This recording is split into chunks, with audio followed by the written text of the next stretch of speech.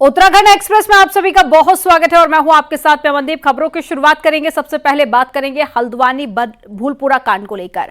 इस मामले से जुड़ी हुई बड़ी खबर है, जहां पर पुलिस ने 4 और उपद्रवियों को गिरफ्तार कर लिया है और इनमें बनभूलपुरा थाने में आग लगाने वाला आरोपी भी शामिल है।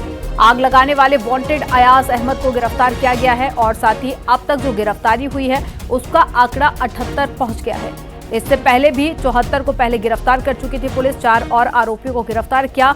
मुख्य आरोपी अब्दुल मलिक, उसका बेटा समेत 3 वांटेड अब भी फरार चल रहे हैं, जिनकी तलाश की जा रही है। अब्दुल मलिक पर पुलिस ने और शिकंजा कस लिया है। अब्दुल मलिक के बाद अब उसकी पत्नी साफिया पर भी केस दर्ज किया गया। नगर निगम ने मलिक और उसकी पत्नी समेत 6 लोगों पर मामला दर्ज किया। फर्जी दस्तावेजों के आधार पर जमीन बेचने का इन पर आरोप लगा है और कोर्ट को भी फर्जी दस्तावेजों से गुमराह किया गया।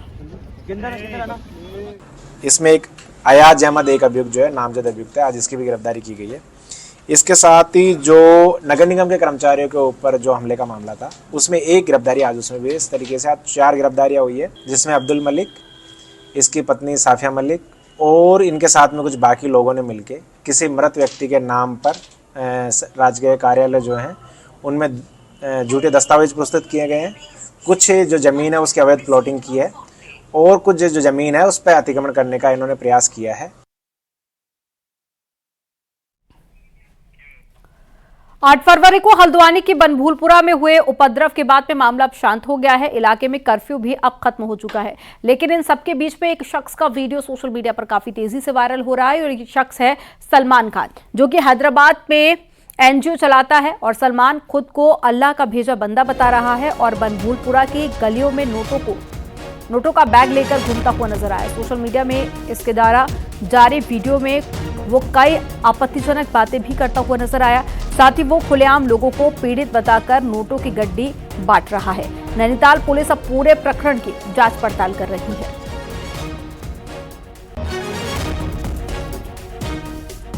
इसमें जांच करने पर और पूछताछ करने पर पता लगा है कि एक ऑर्गेनाइजेशन है हैदराबाद यूथ करेज के नाम से, उनके कुछ लोग यहाँ पर आए, उन्होंने कुछ लोगों को यहाँ पैसा बांटा है।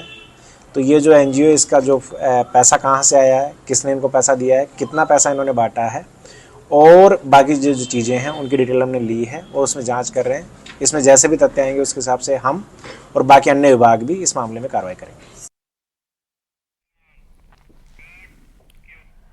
हल्द्वानी से कुमाऊं के पहाड़ी इलाकों के लिए हेलीकॉप्टर सर्विस आज आगाज हो चुका है और केंद्र की उड़ान योजना के तहत में हल्द्वानी से मुनस्यारी, पिथौरागढ़, चंपावत के लिए हेली सर्विस शुरू हो गई है। सीएम धामी ने हेली सर्विस का वर्चुअली शुभारंभ किया। रोजाना सुबह 7:45 पर हेलीकॉप्टर मुनस्यारी के लिए उड़ान भरेगा और उसके बाद में पिथौरागढ़ और साथ ही चंपावत का भी चक्कर लगाएगा। पहाड़ी राज्य के लिए ये सर्विस क्रांतिकारी साबित होगी।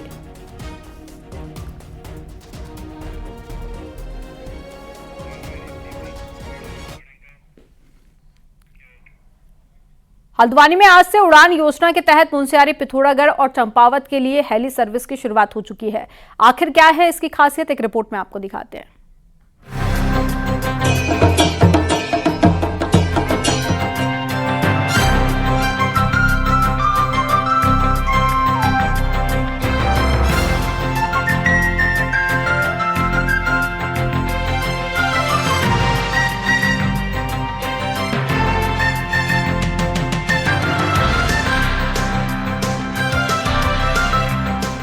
ये नज़ारे पिथौरागढ़ के दूरस्थ इलाके मुनस्यारी के हैं, जो न्यूज़ 18 के कैमरे में उस हेलीकॉप्टर से कैद हुए हैं जो पहली बार हल्द्वानी से मुनस्यारी पहुंचा।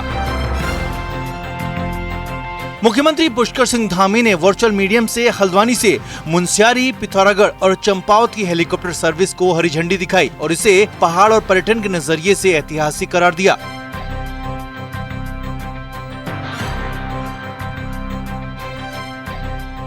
पर्यटक हैं, उनकी यात्रा तो सुगम भी होगी, सरल भी होगी, समय भी बचेगा। उसके साथ साथ जो स्थानीय लोग हैं, इन क्षेत्रों के, दूरस्थ क्षेत्रों के हमारे रहने वाले लोग हैं, उन सभी के जीवन में भी एक क्रांतिकारी बदलाव लाएगी, उनके जीवन को भी सफल बनाएगी। आपदा के समय में उपचार के लिए, स्वास्थ्य सेवाओं के लिए भी ये योजना बहुत कारगर साबित होगी। इस सेवा के शुरू होने से यहाँ के निवासियों को काफ़ी इससे लाभ होगा और पर्यटन को भी बढ़ावा मिलेगा। बहुत से लोग जो मुनस्यारी जैसी जगहों पर नहीं जा पाते थे क्योंकि काफी दूर है, उनको बहुत सुविधा मिलेगी इससे। खास बात यह कि इस उड़ान को लेकर लोग बेहद उत्साहित दिख रहे हैं।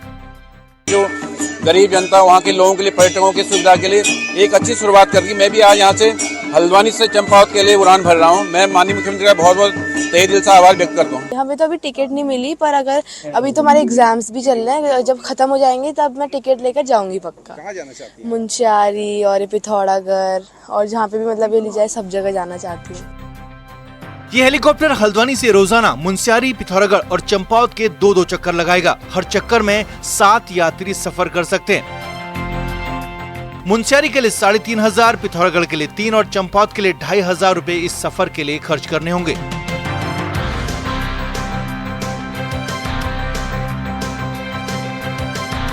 पर्यटकों को भी इसका इंतजार था। मैं इस समय पहली जो हेली सर्विस है, यानी पहली जो फ्लाइट है, उसके जरिए इस समय मुनस्यारी पहुंच चुका हूं। देखिए मुनस्यारी का क्या खूबसूरत नजारा है, देखिए क्या बर्फबारी है। ये बिल्कुल अलौकिक नजारा है जिसे देखने के लिए देश विदेश के पर्यटक यहाँ खींचे चले आते हैं। हमारे साथ जो पहले सफर पर यहाँ पहुंचे हुए हैं, रावत जी ये बताइए कि आपने पहली बार सफर किया है, इसका कैसा लगा आपको? मुनस्यारी के लिए मैंने पहली बार सफर किया, अदरवाइज नैनीताल तो मैंने काफी बार कर रखा है। तो ये मुझे बहुत ही अच्छा लगा, ये अनुभव बहुत अच्छी अनुभूति रही। यहाँ पे बर्फबारी देखिए, चारों तरफ हिमालय एकदम सफेद चादर चमक रही है चारों तरफ। आप ये बताइए थोड़ा सा, आप ये कैमरे के नजर बताइए मेरे को इस तरफ, ये कौन सा पहाड़ है, ये सब कौन सा है, जरा बताइए इसके बारे में। सामने जो दिख रहा है वो ये पंचाचूली की श्रेणियां कहलाती है। इसमें पंचाचूली है, सामने हंसलिंग है और हंसलिंग अभी दिख नहीं रहा, ये पंचाचूली है सामने। और यहाँ पे हमारा एक खलिया टॉप है, खलिया टॉप है। खलिया टॉप ये टूरिस्ट डेस्टिनेशन है, बहुत बढ़िया ट्रैकिंग रूट है यहाँ पे। और इको पार्क भी है ऊपर। और ये जहाँ पे हम लोग हेली में है, यहाँ पे डांडाधार कहते हैं। डांडाधार जी जी जी। शैलिन नेगी, न्यूज़ 18 मुनस्यारी। बीजेपी के राष्ट्रीय संगठन महामंत्री बीएल संतोष 2 दिन तक देहरादून के दौरे पर रहे और यहां पर चुनाव को लेकर कार्यकर्ताओं में जोश भरा। क्लस्टर प्रभारियों से लेकर मोर्चों तक की मीटिंग ली और साफ तौर पर बताया कि पार्टी के एजेंडे में महिला वोट बैंक है और इसी को लेकर केंद्र से स्टेट लेवल तक आने वाले दिनों में बीजेपी बड़े महिला सम्मेलन करने जा रही है। पदयात्रा से लेकर स्कूटी रैली भी की जाएगी और प्रदेश में कुमाऊं और गढ़वाल की 2 बड़ी मीटिंग हल्द्वानी और हरिद्वार में की जाएगी। अब 28 को जेपी नड्डा राज्य के दौरे पर पहुंचेंगे।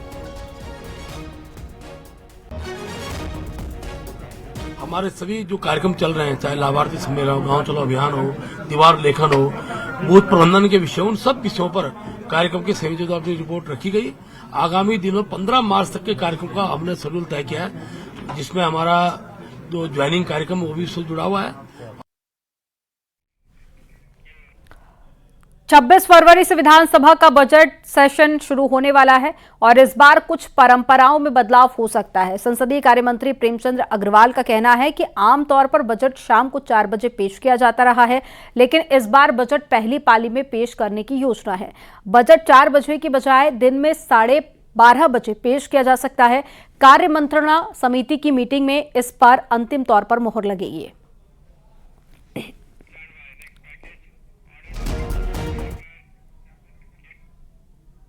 26 फरवरी से उत्तराखंड विधानसभा का बजट सत्र शुरू होने जा रहा है और इस बार पेश होने वाला बजट करीब 89,000 करोड़ का होगा और कुछ विभागों के बजट में कटौती भी होगी तो कुछ विभागों को ज्यादा पैसा भी बजट में मिलने वाला है। एक रिपोर्ट आपको दिखाते हैं।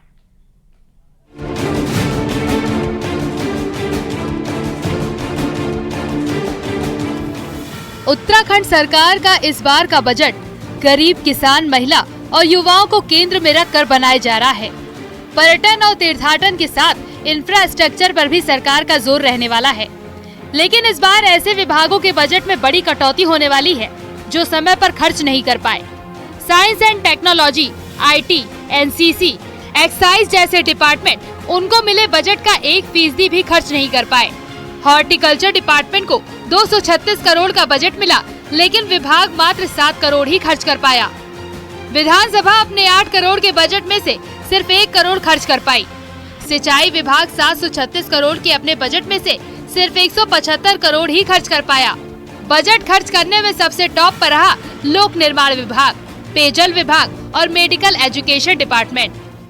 जो विभाग उसमें अच्छा नहीं कर पाए थे, उसमें हमने फिर उनके बजट में इस बार हमने कहा भी था और हम कर भी रहे हैं कि उनके बजट को जो उन्होंने अपेक्षा की है, उन अपेक्षाओं के नाते हम लोग उनको बजट नहीं देंगे।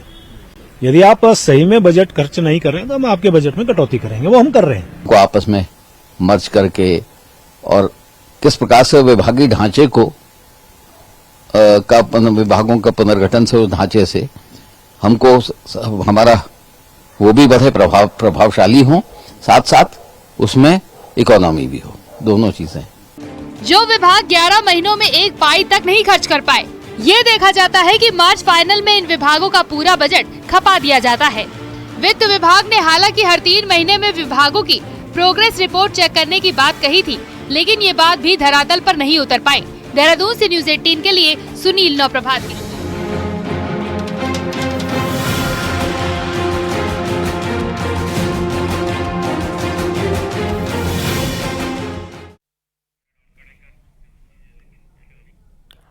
महिला कांग्रेस की राष्ट्रीय अध्यक्ष अलका लांबा ने कहा है कि उत्तराखंड में भी महिला उम्मीदवार को लोकसभा का टिकट मिलना चाहिए।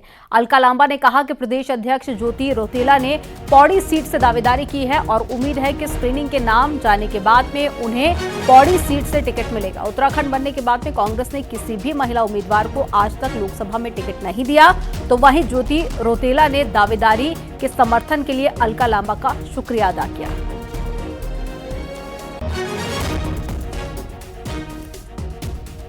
हम उसमें भागीदारी न्याय के तहत 33% महिला आरक्षण कानून पास हो गया है, लागू नहीं कर रहे। ये अन्याय है, ये धोखा है महिलाओं के साथ। लागू हो जाता तो 24 के इन्हीं लोकसभा चुनाव में 180 बहनें देश के चुनाव में लड़ती, जीतती और सदन तक पहुंचती, जिससे वंचित रखा गया है। हाँ, उन्होंने मुझे बोला कि आपकी आवाज, आपकी लड़ाई में मजबूती से लड़ूंगी और हमारी पूरी कोशिश होगी कि आप पौड़ी लोकसभा से चुनाव लड़ें।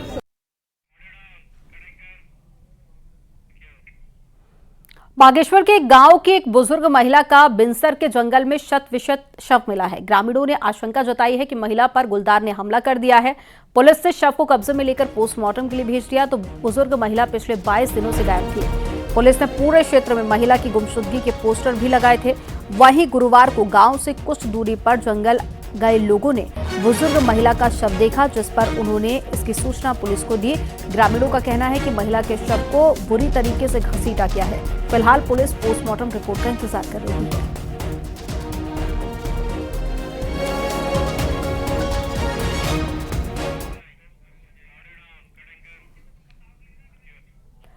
पौड़ी के विभिन्न समस्याओं के समाधान की मांग को लेकर गुरुवार को जनता सड़कों पर उतर आई और इन समस्याओं पर प्रशासन का ध्यान केंद्रित करने के लिए जनाक्रोश रैली निकाली गई।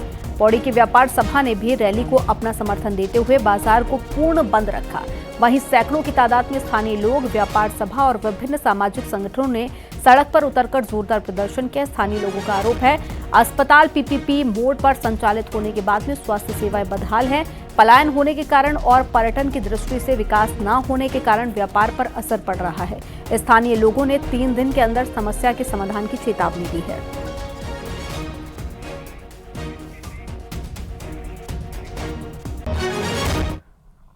उत्तरकाशी में गंगोत्री हाईवे पर सुक्की टॉप से आगे 2 दिन बाद भी आवाजाही सुचारू नहीं हो पाई है, जिस कारण से उपला टकनोर के 8 गांव सहित गंगोत्री धाम और अंतर्राष्ट्रीय सीमा का संपर्क जिला मुख्यालय से कटा हुआ है। हालांकि आज मौसम साफ होते ही बीआरओ की टीम रोड खोलने में जुट गई है, तो वहीं इस क्षेत्र में स्कूली बच्चों को कड़ाके की ठंड परेशानी का सामना भी करना पड़ रहा है।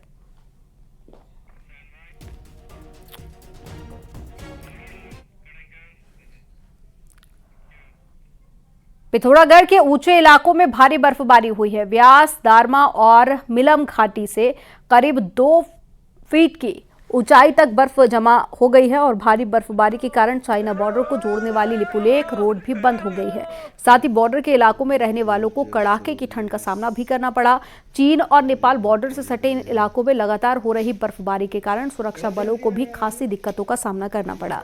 ऊपरी इलाकों में हुई बर्फबारी के कारण निचले हिस्सों में भी शीतलहर ने जनजीवन को खासा प्रभावित किया है, तो कई इलाकों में पारा 0 से नीचे आ पहुंचा है और ऊंचे इलाकों में बर्फबारी के कारण पानी के स्रोत पूरी तरह से जम चुके हैं।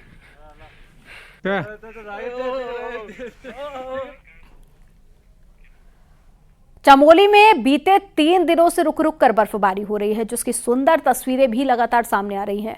ऊंचाई वाले इलाकों में हो रही बर्फबारी से हालांकि निचले इलाकों में ठंड जरूर बढ़ गई है, लेकिन पहाड़ पर इन दिनों बर्फ की सफेद चादर जम गई है, जिसका दीदार करने के लिए दूर दूर से सैलानी पहाड़ की ओर रुख कर रहे हैं।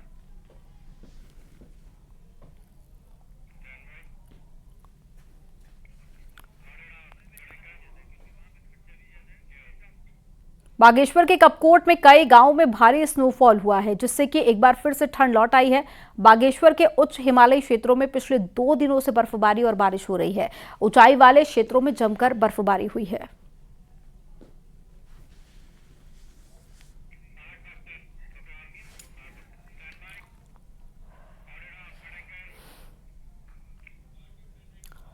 और चलिए एक नजर डालते हैं पहाड़ से जुड़ी हुई 10 बड़ी खबरों पर। ऋषिकेश में चारधाम यात्रा को लेकर गढ़वाल कमिश्नर ने बैठक की। यात्रा मार्ग से जुड़े सभी जिला के डीएम और एसपी के साथ में सभी विभागों के अधिकारी मौजूद रहे। देहरादून में स्मार्ट सिटी प्रोजेक्ट के कामों का सीईओ स्मार्ट सिटी सोनिका ने निरीक्षण किया। इस साल जून तक पूरा होना है स्मार्ट सिटी का काम। चमोली के नौरक गांव के लोगों ने खतरा बन चुके नालों से बचाव के लिए सुरक्षा दीवार बनाने की मांग की है। बरसात के दौरान बादल फटने से गांव को नुकसान हुआ। रुद्रप्रयाग में पर्यटन को बढ़ावा देने के लिए पर्यटन विभाग 5 दिवसीय राफ्टिंग कोर्स का शुभारंभ करेगा। 25 प्रतिभागी रुद्रप्रयाग संगम से झिरमोली तक ट्रेनिंग करेंगे। लोकसभा चुनाव में 100% मतदान कराने के लिए बागेश्वर की डीएम अनुराधा पाल ने जागरूकता पोस्टर का विमोचन किया और शपथ के लिए ऑनलाइन पोर्टल का शुभारंभ किया। टिहरी में सरकारी आवासों में अवैध कब्जाधारियों के खिलाफ प्रशासन का अभियान जारी है और नोटिस देने के बाद में आवास खाली कराने की कार्रवाई की जा रही है। बागेश्वर में कोविड काल में तैनात किए गए उपनल कर्मचारियों को प्रोत्साहन राशि नहीं मिली है, जिसके बाद में नाराज कर्मचारियों ने अपर मुख्य चिकित्सा अधिकारी का घेराव किया। अल्मोड़ा के एसएसजी कैंपस में 2 दिवसीय पुस्तक मेले का आयोजन हुआ। कुलपति ने मेले का शुभारंभ किया। हरिद्वार के गुरुकुल कांगड़ी यूनिवर्सिटी में स्वामी श्रद्धानंद की जयंती धूमधाम से मनाई गई। छात्रों ने विश्वविद्यालय परिसर से श्रद्धानंद चौक तक एक रैली भी निकाली। विकासनगर में आंगनबाड़ी वर्करों का धरना प्रदर्शन जारी है। गुरुवार को वर्करों ने मांगे नहीं मानने पर कार्य बहिष्कार किया।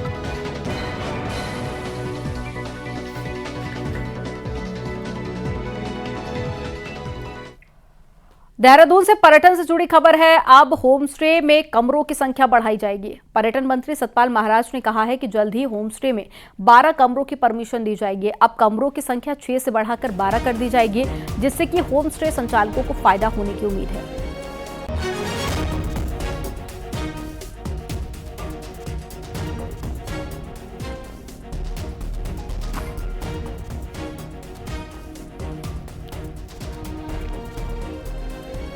छह कमरे की अनुमति है और 6 कमरे की मैं समझता हूं जो चला रहा है। और जब ये पॉपुलर हो जाते हैं, क्योंकि होम स्टे में लोग गांव के अंदर ही बैठ करके भोजन भी करते हैं, ग्रामीण भोजन करते हैं, मंडवे की रोटी, कंडले की भुजी, इस प्रकार का जब गांव का स्वाद चखते हैं तो उनको एक दूसरे ही डायमेंशन का फूड मिलता है। वो फ्यूजन नहीं होता है, वो बिल्कुल जो हमारा ट्रेडिशनल फूड है वो उसको चखते हैं, तो बड़ा अच्छा उनको लगता है। और जैसे आपने देखा बाड़ी फाड़ होता है तो उसको भी लोग बड़ा पसंद। हरिद्वार में निरंजनी अखाड़े के आचार्य महामंडलेश्वर कैलाशानंद महाराज 3 दिन के श्रीलंका दौरे पर रहे और इस दौरान उन्होंने मौजूदा राष्ट्रपति रानिल विक्रमसिंघे, पूर्व राष्ट्रपति और सांसद महिंदा राजपक्षे से मुलाकात की। दोनों नेताओं ने आचार्य कैलाशानंद जी महाराज का स्वागत किया। तो इस दौरान धर्म, अध्यात्म और भारतीय संस्कृति जैसे मुद्दों पर चर्चा हुई।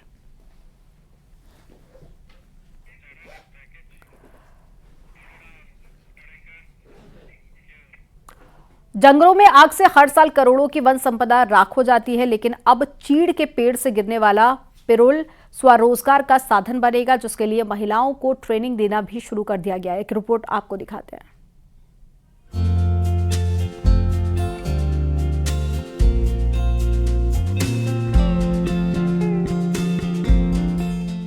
पहाड़ के जंगलों में आग लगने की समस्या सिर्फ 3 माह की ही नहीं, बल्कि पूरे वर्ष भर जंगलों में आग की घटनाएं देखी जा सकती है। आग लगने का मुख्य कारण चीड़ के पत्ते, पिरुल और कोन है, जिसको अब आर्थिकी से जोड़ा जा रहा है। चीड़ के पिरूल और कोन को कलर करके महिलाओं को सिखाया जा रहा है, जिससे पहाड़ में आने वाले पर्यटकों की ये पहली पसंद रही है। हमने पिरूल को लोकल आर्थिकी से जोड़ा है, तो इसका सीधा बेनिफिट सोसाइटी को मिल रहा है एक, और दूसरा इसका जो जमावड़ा और जो जमा ये जंगल में हो रहा था, फॉरेस्ट फायर बढ़ रही थी, उसका अब निस्तारण करने की प्रक्रिया शुरू हो रही है। चीड़ के कोन और पत्तों की टोकरी, महिलाओं के गहने, फाइल कवर, शादी के कार्ड सहित कई चीजें बन रही है। पहले चरण में कुछ महिलाओं और युवाओं को प्रशिक्षित किया जा रहा है, जो गांव में जाकर ट्रेनिंग देंगे, जिससे लोगों को स्वरोजगार में मदद मिलेगी। जैसा कि आप जानते हैं कि हर वर्ष उत्तराखंड के जंगलों में भीषण आग लगती है, तो हमारा मुख्य उद्देश्य है कि उस आग को जन सहभागिता से कैसे कम किया जा सकता है और लोगों को आजीविका से कैसे जोड़ा जा सकता है। टोकरियाँ बना सकते हैं, फूलदार बना सकते हैं, कोस्टर, और महिलाओं के जो आभूषण हैं जैसे ईयरिंग हो गया और आपका रिंग गले का हो गया, ये सब चीज़ें उसमें तैयार की जा सकती हैं।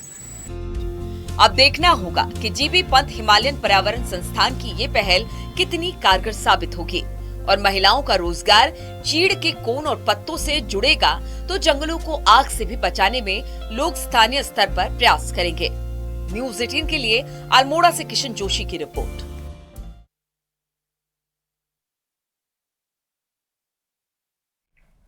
कुमाऊं की ऐपण कला अब औपचारिकता मात्र रह गई है, लेकिन कुछ लोगों ने इसे बचाने का बीड़ा उठाया है। साथ ही इसमें रोजगार भी तलाशा जा रहा है। रिपोर्ट आपको दिखाते हैं।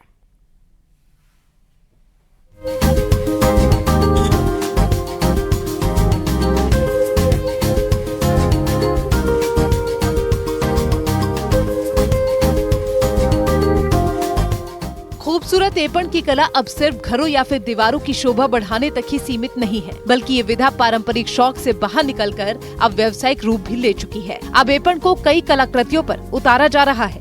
बर्तन, डिजाइनर वस्तुओं पर भी ऐपण कला को उतार कर जीवंत बना दिया गया है। त्योहारों और शुभ कार्यों में बनने वाली ऐपण को आज के युवाओं ने अपने रोजगार का जरिया भी बना लिया है। हम लोग यहाँ पे ऐपण कला से रिलेटेड हमने काम किया हुआ है, तो हमने अपनी संस्कृति को एक तरीके से बचाने का प्रयास किया हुआ है।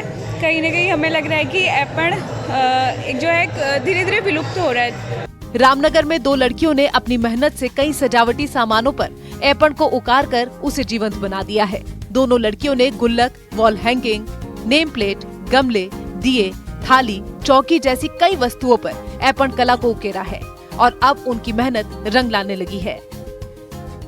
3 दिन में बन जाता है। हम जितनी बारीक डिज़ाइन डालें उसके ऊपर डिपेंड करता है। बाकी हमने इसमें ऐसा काम कर रखा है कि हम जैसे आप ये गुल्लक देख सकते हैं, गुल्लक में हमने डॉट आर्ट भी कर रखा है और हमारी जो लोक कला है ऐपण, उसको भी हमने इसमें पिरोया है। हालांकि ऐपण की ये विधा धीरे धीरे लुप्त होती जा रही है, लेकिन यदि आज युवा अपनी प्राचीन विधा को सहेज कर रखेंगे तो ऐपण की ये विधा इसी तरह से आगे बढ़ती रहेगी। न्यूज़ 18 के लिए रामनगर से गोविंद पाटनी की रिपोर्ट।